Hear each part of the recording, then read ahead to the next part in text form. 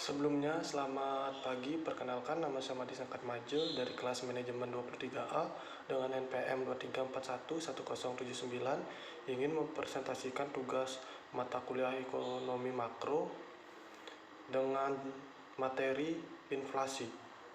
Jadi untuk yang pertama adalah pengertian inflasi. Menurut Kamus Besar Bahasa Indonesia atau KBBI, inflasi adalah kemerosotan nilai uang atau kertas karena banyaknya dan cepatnya uang atau kertas beredar sehingga menyebabkan naik harga barang-barang. Dan menurut International Monetary Fund atau IMF, inflasi merupakan laju kenaikan harga selama periode waktu tertentu. Inflasi berupa kenaikan harga barang atau kenaikan biaya hidup di suatu negara. Yang kedua adalah penyebab inflasi. Yang pertama adalah penyebab inflasi adalah jumlah uang yang beredar meningkatkan sehingga harga barang ikut naik. Kebijakan moneter yang longgar membuat peredaran uang terlalu besar dibandingkan ukuran perekonomian. Yang kedua adalah penyebab inflasi yang lain adalah karena permintaan dan penawaran. Yang selanjutnya adalah dampak inflasi. Yang pertama, berkurangnya daya beli. Ketika terjadi inflasi, harga barang dan jasa akan naik, sehingga uang yang dimiliki masyarakat memiliki nilai real yang lebih rendah. Masyarakat perlu mengeluarkan lebih banyak uang untuk barang atau jasa yang sama.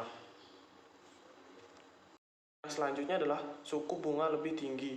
Ketika terjadi inflasi, bank sentral akan meningkatkan suku bunga sebagai acuan. Sebagai usaha untuk mengendalikan inflasi, kenaikan suku bunga akan membuat biaya peminjaman uang bagi konsumen akan meningkat, sehingga belanja konsumen akan berkurang. Selanjutnya adalah penyusutan nilai uang. Ketika harga semakin mahal, dampak inflasi akan dirasakan oleh semua orang. Orang-orang tentu perlu membeli makanan dan listrik, tetapi dengan peningkatan harga, pemenuhan kebutuhan hidup semakin sulit. Jenis-jenis inflasi berdasarkan tempat asalnya.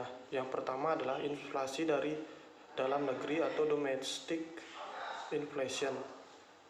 Inflasi dari dalam negeri bisa terjadi ketika biaya produksi dan permintaan masyarakat dalam negeri meningkat sehingga keseimbangan harga tidak bisa dicapai.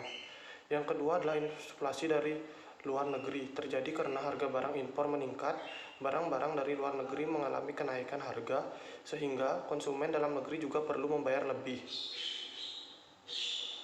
Sekian presentasi yang dapat saya sampaikan, saya ucapkan terima kasih, selamat pagi.